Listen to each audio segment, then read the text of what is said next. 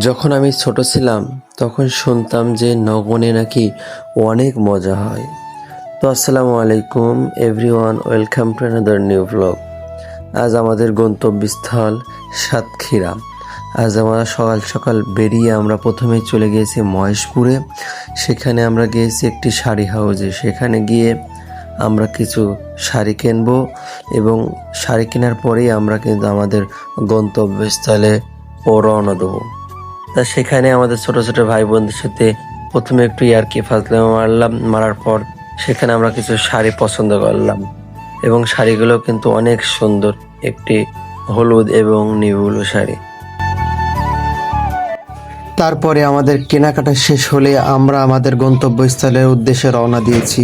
যেহেতু আমরা যাচ্ছি চৌগাছা রোড দিয়ে, চৌগাছা রোডটা কিন্তু অনেক সুন্দর, দুই পাশে খুব সুন্দর সুন্দর গাছপালা।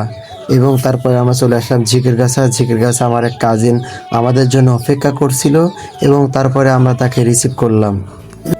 প্রায় 2 ঘন্টার পথ অতিক্রম করে আমরা আমাদের গন্তব্যস্থলে ইনশাল্লাহ পৌঁছে গিয়েছি।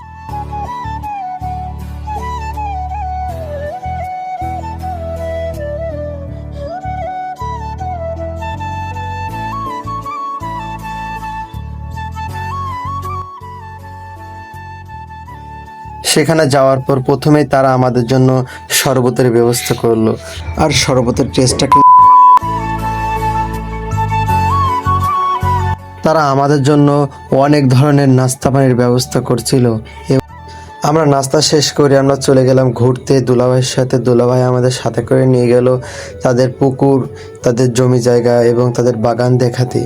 তাদের গ্রামে শুধু কুলের বাগান আর আমের বাগান ছাড়া কিছুই দেখা যাচ্ছে না। তারপরে আমি তাদের পুকুরটা পরিদর্শন করলাম এবং পুকুরটা দেখতে অনেক বড়। কিন্তু যেহেতু আমাদের যাইতে কিন্তু অনেক লেট হয়েছিল, সেজন্য আমাদের আবার বাসা থেকে ফোন দিয়ে আমাদেরকে বাসায় আসতে বললো খাবার খাওয়ার জন্য।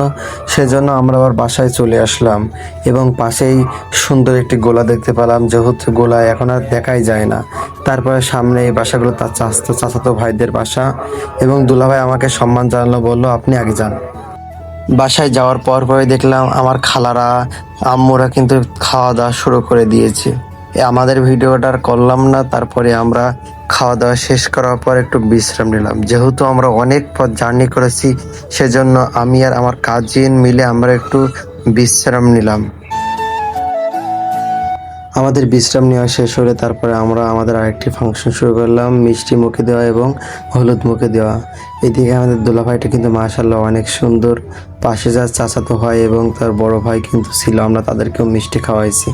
তার মিষ্টি খাওয়ানো শেষ হলে আমরা তাদের কাছ থেকে বিদায় নিলাম।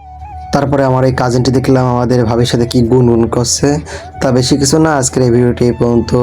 আমাদের এই ভ্লগটি যদি ভালো লাগে আপনারা আমাদের সাথেই থাকবেন। আসসালামু আলাইকুম ওয়া রাহমাতুল্লাহি ওয়া বারাকাতুহু।